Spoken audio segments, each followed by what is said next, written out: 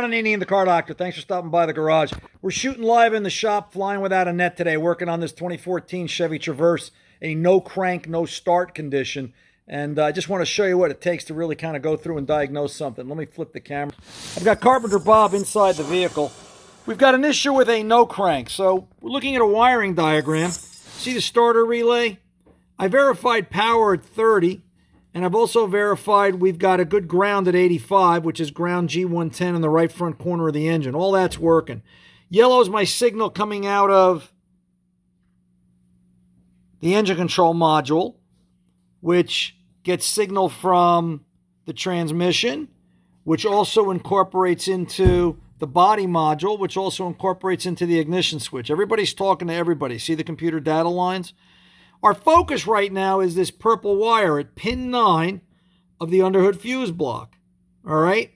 So pin 9, I verified everything up to this point. Pin 9, either I've got a problem where I'm not getting power out of pin 9 or I'm down here at the starter.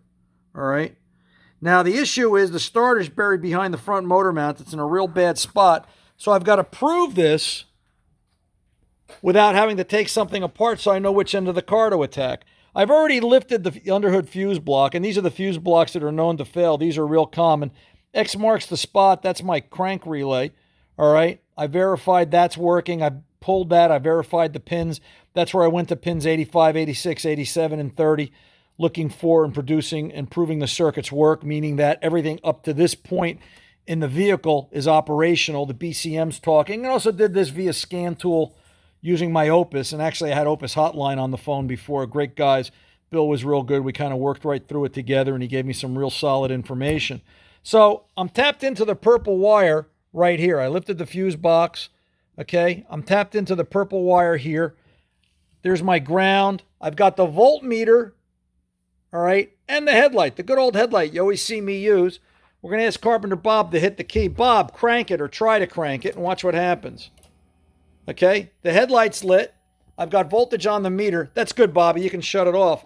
What I'm proving is that the circuit is capable of carrying the load of the starter solenoid. Okay, I verified power running down on the feed cable to the starter. It's there. I've either got a bad starter or a broken wire from here down to the starter, which is down underneath the front motor mount. All right, kind of difficult to get to. 99% certain it's a starter. I've got to pull the starter to replace it anyway, or to test the wire at that end, because when I tell you it's tight, it's tight.